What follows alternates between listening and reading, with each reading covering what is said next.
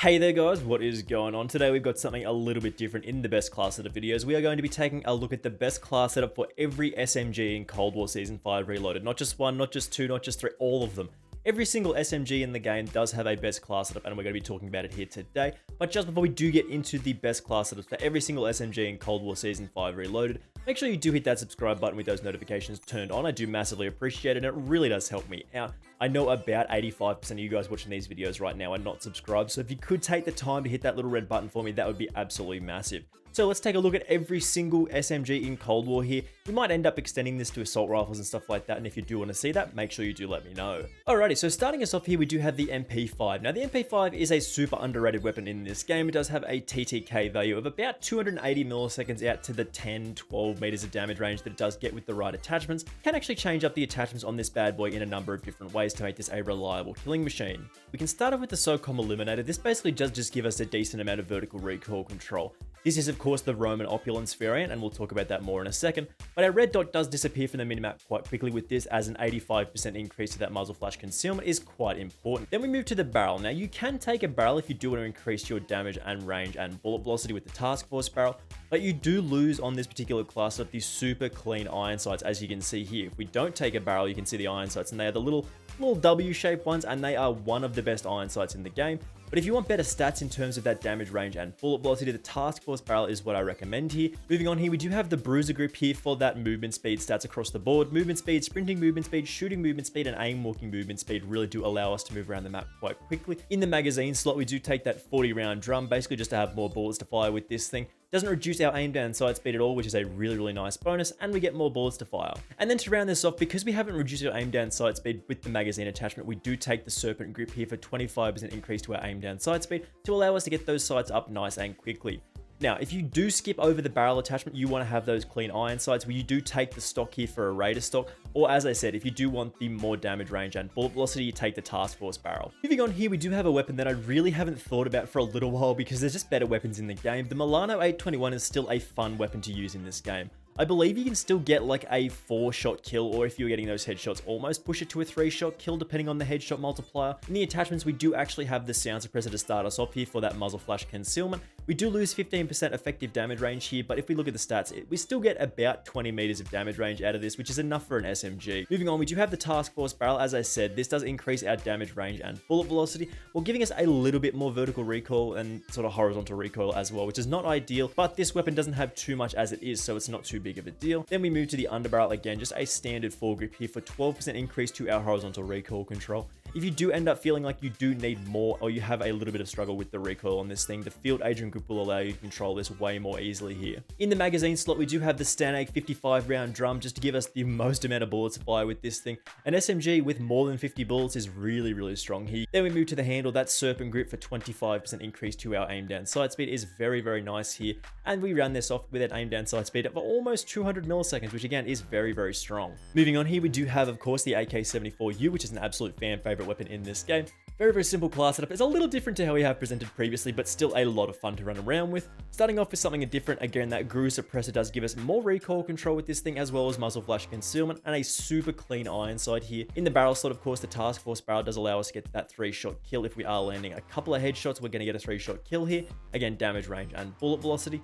Moving on, we do have the underbarrel here for just a standard foregrip. 18% increase to horizontal recoil control is a really nice way to get us on target.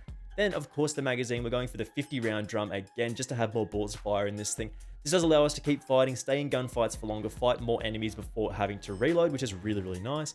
And because we do decrease our aim down sight speed with that magazine, we do take the GRU Elastic Wrap for 30% aim down sight speed, as well as flinch resistance, and of course aim while going prone. Again, you know the AK-74U is just a lot of fun to use. It is one of the best close range SMGs in this game. Still one of the better guns going around. Then we have an absolute killer in this game. The KSP-45 of course does have a 220 millisecond TTK if you get that one burst kill, which absolutely deletes people. This is a lot of fun, but it is not everyone's cup of tea. Not many people like burst weapons in these games, regardless of how powerful they are, and this one's pretty good. Again, the attachments on this thing, starting off with that sound suppressor for that muzzle flash concealment, meaning we do hit that target and make no sound. People will not be able to track you down on this thing. The barrel, we do take again the task force barrel to give us the most damage range and bullet velocity, and maximize our one burst kill distances and zones, and do lovely work here. Then of course the underbarrel, that front grip, again just for 15% increase to our horizontal recoil control. Because this is a burst weapon, it doesn't have super lots of recoil as it is. This does just make it a little bit easier to maximize those one bursts. Then the handle, we do have the Serpent Wrap just because we are getting that aim down sight speed increase, and we don't need the airborne elastic wrap as we aren't running a magazine. And then the stock, we do take the Raider stock for the sprint to fire speed increase of 30% and 10% aim walking movement speed here. Again, the one burst potential on this thing is out to about 15-20 meters or so, and if you can land all 3 bullets in a burst, you are removing people from the map. It is such a fun weapon to use. Definitely give it a try if you've not given the KSP-45 a chance yet, because it is one of the best SMGs in Cold War. Then we do have the Bullfrog, which again is not something that I've used for a little while, as I think there are just better SMGs in the game, but if you still need a class setup for this thing, this is a really reliable option. In the muzzle, we do take that sound suppressor again, just so we stay off the minimap. This is a very, very important attachment for the most part, as good players will hunt you down if you are firing an unsuppressed weapon. This basically just allows you to stay alive for longer.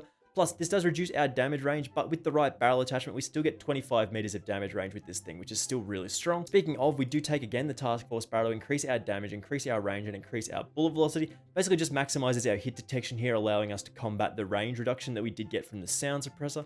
Moving on, we do have the underbarrel here, just a standard full grip again. You can take a Spetsnaz grip if the Task Force barrel does make the recoil with this thing a little bit more unmanageable, so just keep that in mind.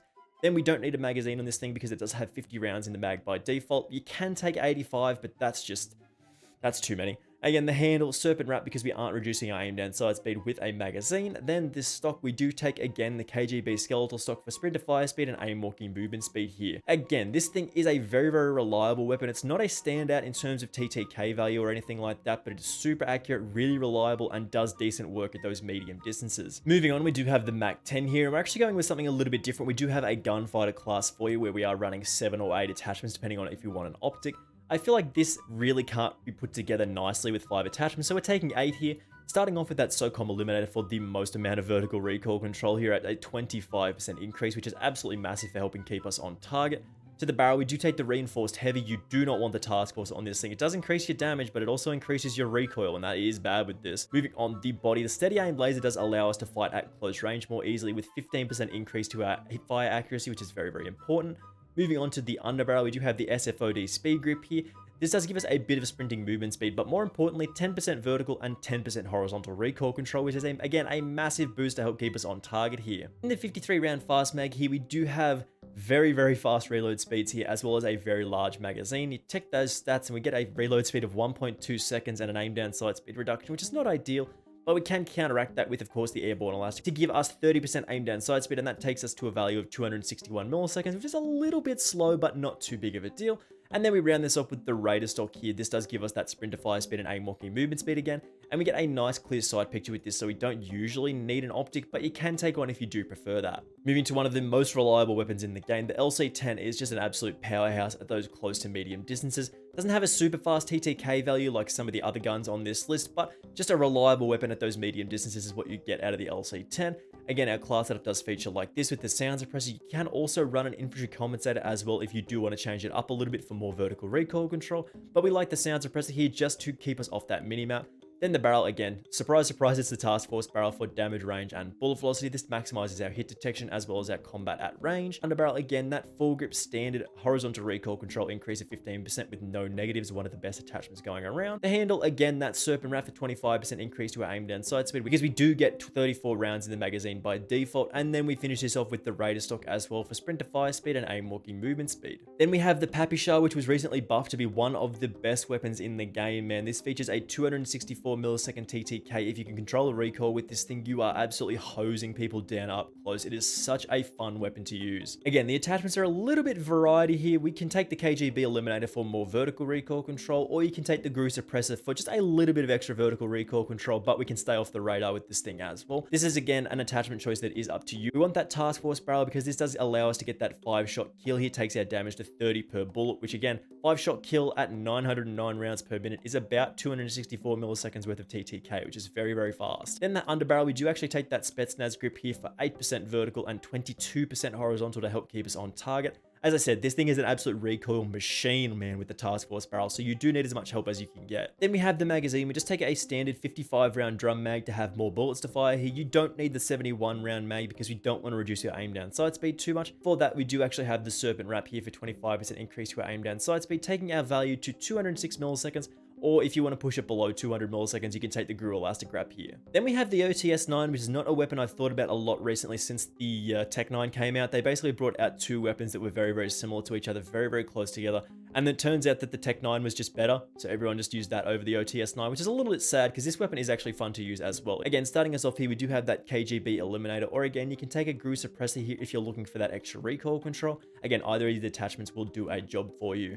Moving on again, that Task Force barrel. As I said, this does allow us to get that 3-shot kill, I believe, if you get 3 headshots. It's a little bit tricky. Doesn't happen all the time, but it can happen. And when you do get that 3-shot kill, you absolutely delete people from this game. In the underbarrel slot, because this thing is a bit of a recoil demon, again, that Spetsnaz grip for 6% vertical and 20% horizontal does keep us on target here. Then in the magazine, we just want more bullets to fire here. This does have 20 rounds in the mag by default, so a 40-round mag does help keep us in gunfights. And then, of course, the handle, the Serpent Wrap, or aim down side speed, but you can take a Gru Elastic Wrap as well if you do prefer that. And then to round this off with one of my favorite guns they've ever added to this game, the Tech-9 was absolutely busted for a long time. They did nerf it recently. They brought it back into line a little bit. Now, if you get that 3-shot kill, you do have to get a headshot, which is actually a nice little skill check here, but it's still a very, very fast killing weapon if you do end up getting that headshot. Again, the Tech-9 attachments, I think, is a little bit better with the full auto barrel, but again, the burst fire repeater is also a good option as well with getting those 1 burst kills. In the barrel slot, of course, we want that Task Force barrel. Those damage numbers do line up to give us that 3-shot kill if we do get that headshot still, which is very, very important.